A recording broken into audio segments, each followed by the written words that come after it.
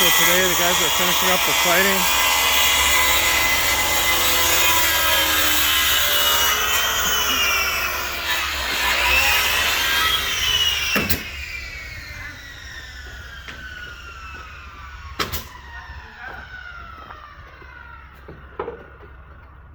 Guys have just about got the siding done. They've been on for a couple of days. They come with like 4 guys, so you know, it's faster.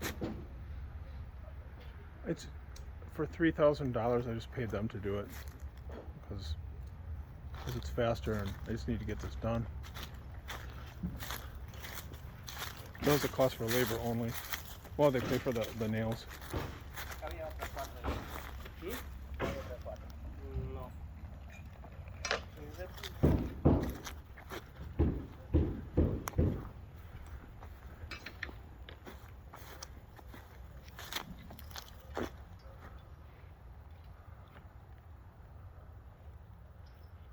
In the front I did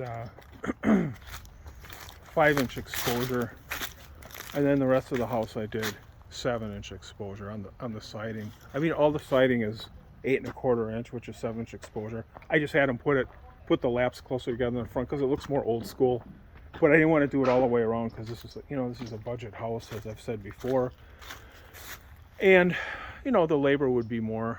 And then of course the material would be more. You can buy smaller, you can buy like 6 1/4 inch to have a 5-inch exposure, but you pay almost as much for the 6 1/4 inch as you do for the 8 1/4 inch. And then you're putting the pieces closer together, you got to buy more pieces, and then they charge more for the labor. So I just did it on the front, as I've done before, which I'll show you here. At the front of the garage and the front of the house too.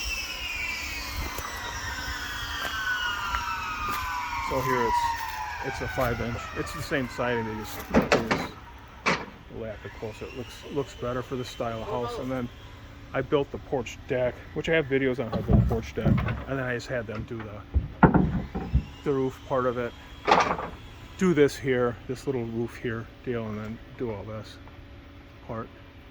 So because it's faster and easier. I got other stuff to do because I'm starting on that other house. So. Yeah, so anyway, and then I'm going to have hardy shingle here. They're going to put a 1x10 across here, and they're going to put a 1x10 across the garage. And then at some point, the 1x10, you know, just for ornamentation, I guess, as you call it. And then I don't remember if I bought hardy shingle for the garage for this here. I'm not sure, but I know I did for here. So I forgot what I ordered at the time because I kind of just order stuff. And I kind of look at it and go, okay, I'm going to do this, and then I order. So anyway, and then I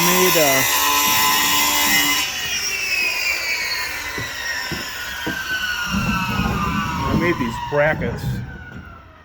I made them for the guys. I mean, I could pay them to do it, but they're not that hard to make.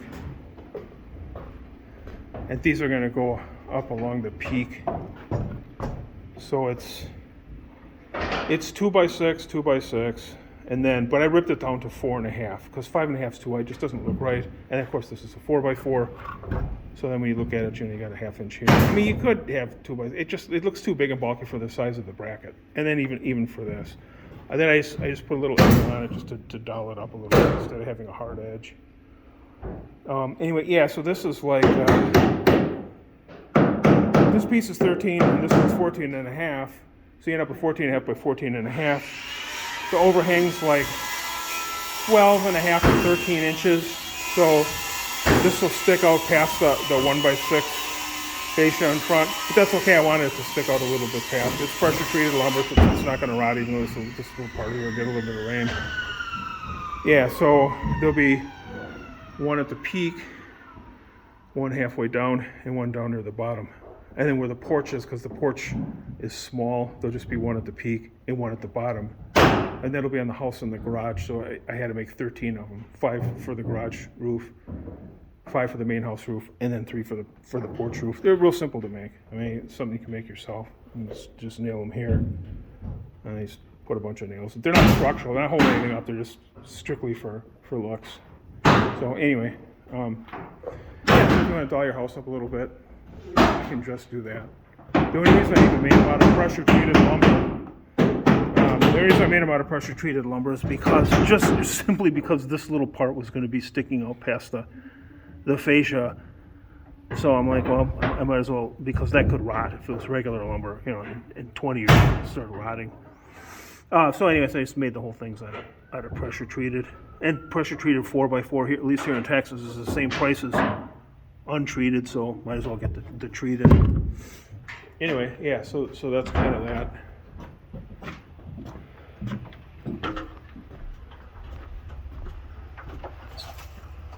And we wrap the windows with 1x4, put your Z flashing on top that goes underneath the siding, and then this will get wrapped with 1x here. And this will get a ceiling, hardy panel here on the ceiling.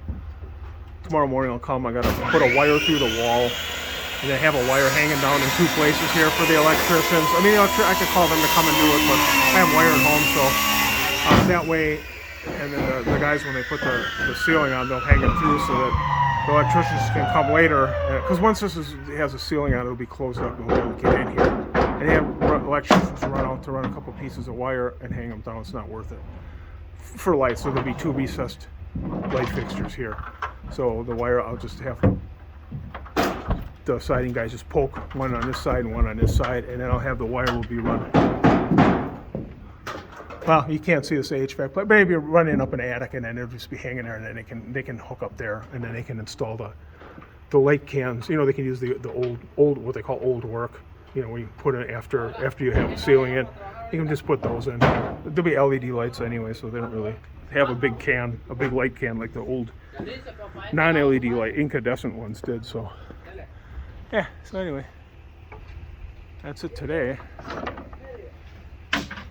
All right, back to work.